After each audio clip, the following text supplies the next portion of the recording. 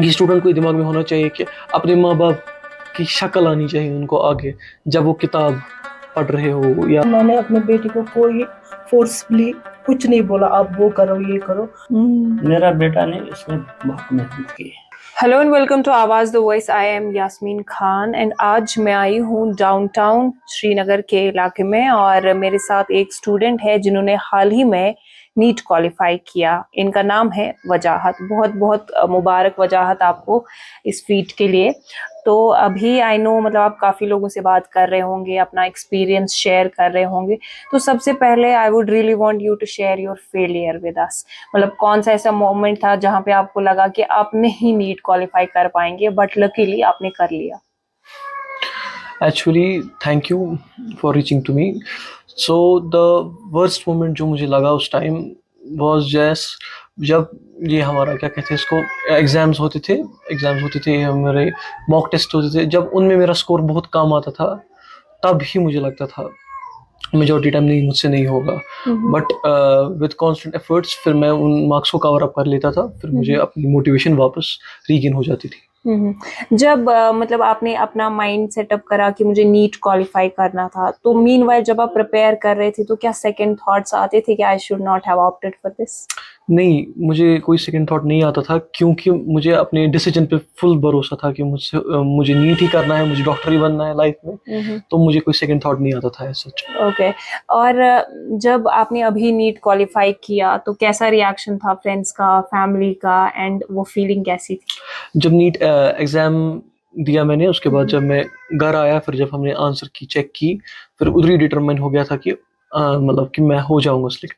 सो मेरे फ्रेंड्स और मेरे फैमिली मतलब वो उन लोगों ने एक्सपेक्ट नहीं किया था, वो बहुत खुश हो गए, बहुत मतलब अनएक्सपेक्टेड था उनके लिए ये सब, तो वो बहुत खुश हो गए उसी दिन से। फिर जब की आई ऑफिशियल आंसर की आई तो उसमें भी फिर उनको फिर पता चल ही गया था, तो उनकी एक्साइटमेंट लेवल भी ठीक-ठाक थी उस टाइम। ओके। आपने कोचिंग कहाँ से करी? जी, मैंने कोचिंग करी मिशन ही से, जो कि अब अमलगम मिशन है, इमर्ज के अंडर आता है वो। एंड ड्यूरेशन क्या थी?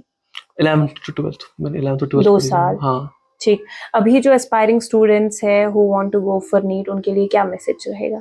उनके लिए यही मैसेज रहेगा कि माँ-बाप की तरफ देखो कि वो कितना हम पे एफर्ट्स लगा रहे हैं थ्रू फाइनेंशियल एफर्ट्स मेजरली, और इमोशनल सपोर्ट कितना दे रहे हैं आपको, उनके इमोशंस कितने कनेक्टेड है आपसे, उस चीज़ का लिहाज करो और फिर आप जाओ पढ़ने, फिर आपको अच्छे से हो जाएगा ये चीज़ डिटरमाइन कि मैं क्यों ये सब कर रहा हूँ।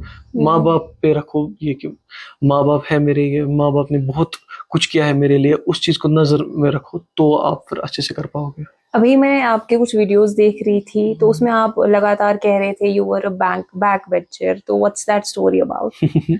वो बैक बेंचर स्टोरी ये है कि मैं जब था यही 6th 7th 8th ऐसा ही टाइम था, मैं बिल्कुल भी नहीं पढ़ता था। मैं घर आ रहा था, बैग छोड़ता था, अगले दिन आता था, फिर वापस बैग ले लेता था। तो मैं बिल्कुल भी पढ़ता नहीं था। ये तो मेरे टीचर्स को भी पता है, जो कि मुझे प्राइमरी, सेकेंडरी लेवल में पढ़ाते थे उस टाइम। तो फिर हुआ क्या, सडनली जब मेरे 9th में मुझे बहुत कम मार्क्स आए थे, बहुत कम मार्क्स आए थे।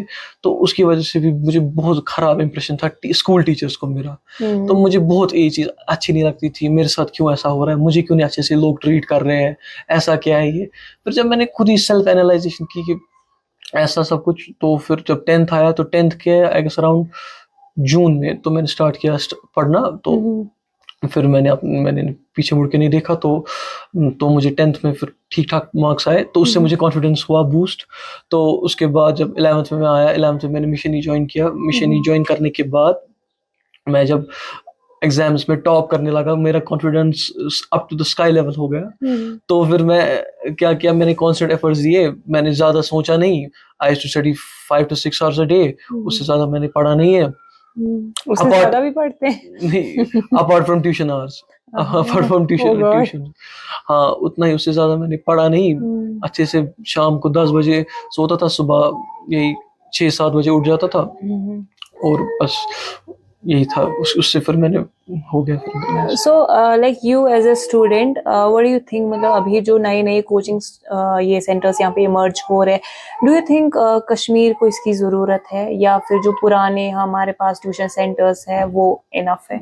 जी, जो अब हो रहा है, ये एक तरीके से हम उसको इंडस्ट्रियलाइजेशन ही बोलेंगे। हाँ, इंडस्ट्रियलाइजेशन जो हो रही है इस तरीके से, ये बहुत अच्छी चीज़ है for the students, teachers themselves. क्योंकि स्टूडेंट्स जो होते हैं, बहुत सारे स्टूडेंट्स होते हैं जिनके पास नहीं होता है, मतलब फॉर एग्जांपल मेजॉरिटी स्टूडेंट जो परेपुरा में आते हैं वो असली में यहाँ के नहीं होते हैं, वो होते हैं ये क्या कहते हैं उनको, टाउन्स के।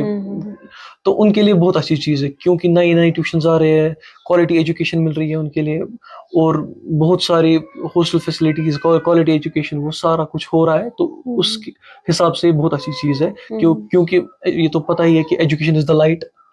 तो एजुकेशन फील्ड में कोई भी ऐसा हो, कोई एवोल्यूशन हो, वो हमेशा बेनिफिशियल होता है। तो इस पूरी जर्नी में जो आपका ये सक्सेसफुल फीट है, like where do you see your parents in this entire journey? अल्लाह ताला के बाद मेरे पेरेंट्स ही थे। वो मतलब द कांस्टेंट सपोर्ट जो मेरी मदर और मेरे फादर ने दिया है।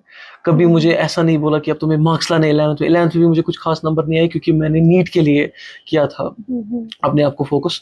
तो उस पे भी मुझे कोई ऐसा रिएक्शन नहीं था घर वालों से, क्यों आए काम, वो सब मुझे कुछ नहीं बोला मम्मा ने।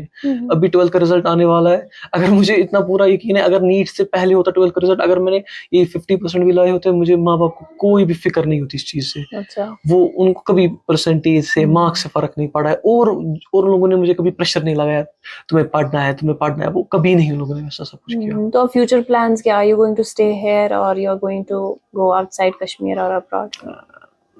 वो तो अभी जब काउंसलिंग प्रोसेस होगा तब पता चलेगा। तो मैंने तो प्रेफर रखा है यही जीएमसी श्रीनगर, मेरी फर्स्ट चॉइस। अब देखेंगे क्या रहेगा। ठीक। अब जो बच्चे अभी आपको देख रहे हैं और डीमोटिवेटेड फील कर रहे हैं, उनके लिए क्या मैसेज है?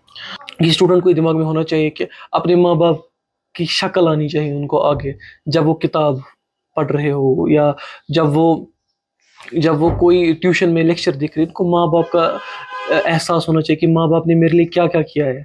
उस चीज़ में उनको ये चीज़ उनको इंस्पेक्ट करना चाहिए कि मेरे माँ बाप मेरे लिए क्या क्या कर रहे हैं। मुझे फ़र्ज़ है कि मैं उनको इस चीज़ का रेसिप्रोकेट करूँ मैं। वही सबसे ज़्यादा इम्पोर्टेंट चीज़ है कि माँ बाप को देखना कि माँ बाप ने क्या किया है मेरे लिए, तो वही मैं रेसिप्रोकेट करूँ।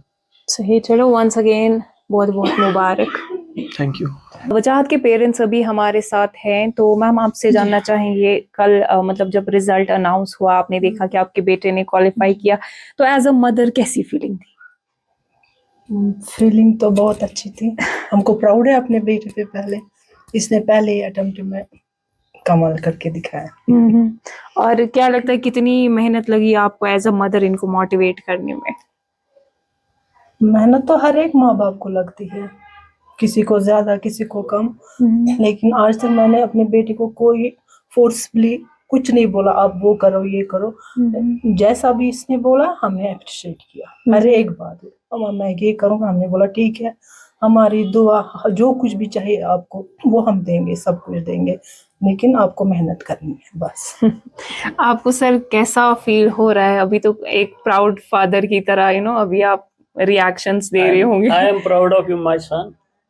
मेरा बेटा ने इसने बहुत मेहनत की है, हमें फख्र है इसकी मेहनत और ईमानदारी के साथ इसने मेहनत की।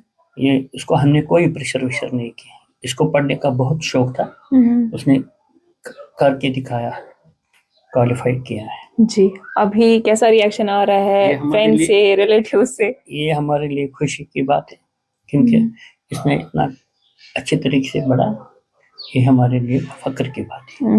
मेरा ग्रेट फादर था पीर मोहम्मद सईद साहब, जो फ़कीर खुदा था, उसने बहुत दुआ किया इसकी। वो चाहता है, वो इस दुनिया में नहीं है, मगर वो चाहता है कि ये डॉक्टर बन जाए। उनका बहुत उसका सपोर्ट था क्योंकि ये उसको सपोर्ट करता था क्योंकि ये डॉक्टर बन जाए। अभी जब मैं वजाहत से बात कर रही थी, उन्होंने बोला मेरे पेरेंट्स ने कभी मुझे प्रेशराइज नहीं किया, बट अभी काफ़ी बच्चे से डिप्रेशन का शिकार है क्योंकि पेरेंट्स बड़ा प्रेशराइज करते हैं बच्चे को, नहीं डॉक्टर ही बनना है, या क्वालिफाई नहीं करता है तो काफ़ी डांटते हैं। तो क्या कमेंट रहेगा आपका? हमने अपने बच्चे को कभी डांटा नहीं, उसने इसी लाइन में किया कि उन्होंने कोशिश की कि मुझे साइंस पढ़ना है, डॉक्टर बनना है, मैं लोगों की खिदमत करूँगा। हमने उनको भरपूर साथ दिया है, हमें फख्र है अपने बेटे पे।